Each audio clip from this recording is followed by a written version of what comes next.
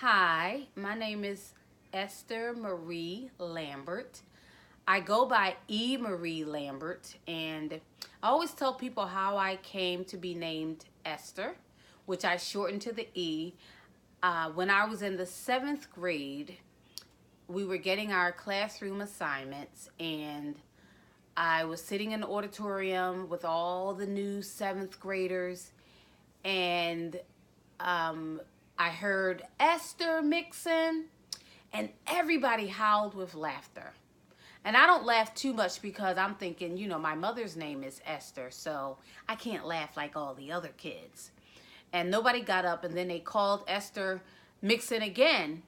And one of the teachers who had my sibling said, "Hey, aren't you a Mixon?"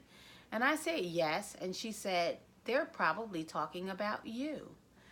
And I was mortified because up until then, my mother had gone to school with us on the first day of school. That's when most mommies stayed home. And she always introduced me to my teacher as Marie. So I hadn't really connected with the fact that my name was Esther. I guess I knew it somewhere, but I hadn't really connected with it. So all day, so when they called Esther Mixon again, I got up and everybody just howled with laughter, and they teased me and called me Esther all day. Old lady Esther Pester, all that stuff all day. And I was a very shy, introverted child, and I know people find that hard to believe. But I was very shy and quiet. I am one of six. I'm one of the middle children, one of the middle girls, and I did my very best to be hardly seen and never heard in my house. But anyway, after the first day of seventh grade, when I went home and my mother opened the door, I burst into tears and said, "Mommy, why didn't you tell me my name was Esther?" But I became Esther after that. It was a bitter pill to swallow initially, but I kind of grew into it. I am married with two children. My husband and I have been married for 27 years. And my husband got sick about 10 years ago, and then he started having a series of strokes. So he is disabled, cognitively disabled, and he has some visual impairment. And but he lives here with us. We've, been in and out of the hospital and rehab and all that kind of stuff for months at a time. And so most people always ask, like, how do you take care of him? I don't know how you do that. But the reality is what we are commanded to do through, by God and through the Bible. And I just couldn't imagine somebody else taking care of him. So it's what I do. He loves me and I love him. And my kids tease me about treating him like a spoiled child. Our kids are 26 and 27. And but yeah, so we live here, and we live a quiet, comfortable life. Larry doesn't like too much fanfare, and I make sure he doesn't have too much. So I come from a family that's talented and gifted in the arts. All of us are writers and singers and dancers and visual artists and musicians, and I actually am a dancer. I went to the High School for the Creative and Performing Arts. I graduated many, many, many moons ago, and just so you know, I'm 51. And I was a dancer. I got into Girls High and Kappa, and my mother wanted me to go to Girls High because she believed in the academics, and my father, who loves academics, but saw Broadway through me. It hasn't happened yet. I'm biding my time until Broadway calls. So, but until then, I do all these other things.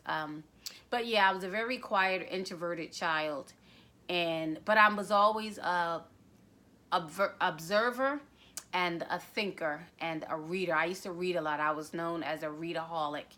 I still read a lot. I love books. It's an obsession. I have lots and lots and lots of them. Again, like I said, I was a real quiet child, and then one of my sisters decided that we would go to Freedom Theater. She would go to Freedom Theater, and because I was the other middle child, I had to go. So I went and I loved it. Like, really found my voice there. I got yelled at a lot initially because I was so nervous and shy that I would cry whenever it was my turn to talk or perform. And one day the teacher yelled at me and told me that I was much too great for that and to stop crying and use my voice. One of the reasons that I started the True Way Youth Empowerment Foundation 7 years ago was so that I could empower and inspire other young people to find their greatness. Because I think sometimes young people really don't know, or they're waiting to be great. One of the things I always tell people, don't wait to be great. You can just do it today, like Nike. Just do it. I am a retired preschool teacher. I taught preschool at the same daycare for 29 years, and I loved it every single day. I love opening the minds of young people. And my philosophy as an educator is I teach young people to love learning. And that's basically what you do. You can teach people anything if they love learning. And I did amazing things with young children. And then last year I was a director at a daycare center. And, I resigned because I really only want to do things that feed my spirit. And empowering young people feeds my spirit. I am a freelance writer. I have articles published in WOW magazine. It's Women of the Word. It's at www.thewowmagazine.com. I have some articles there. I've had the opportunity to be the keynote speaker at a couple different things, mostly for women, and a couple things for young people, which I love. I love being a radio host. I'm on WJYN Uptown Radio. I do a show called The Pre-K Project, which I love. I talk all about early education, and I give all kinds of unsolicited advice about children and young people. And what else? I'm a singer. So again, my family, we're all gifted in the arts, and we would all get together on Sundays after church and sing and enjoy food in one another's company and comedy. I have comedians in my family, and I am a pretty proficient singer. I probably couldn't earn my entire living off of it, but I always tell people I could sing myself out of a jam if I had to. I was a choir director for 20 years, so that's something. And people always ask me why I haven't done American Idol. One, I'm way too old, way too physical for me, all that stuff. But the other thing is I'm lyrically challenged. I only remember few words, so I know a little bit of words to a lot of songs, right? And mostly it's children's songs at that. So I have what they call, one of my parents deemed me as having singing Tourette's. I often burst into song when people least expect it. And I also find that singing is a great tool that I use in the classroom. So now, because I'm a substitute teacher, but I actually refer to myself as guest teacher because I don't like the term substitute. But I sing for the kids all the time, and they really respond to that. The younger ones as well as the older ones. So my goal is to become a speaker for youth. I'm a person that has a lot to say, and I'm typically not at a loss for words. It's rare.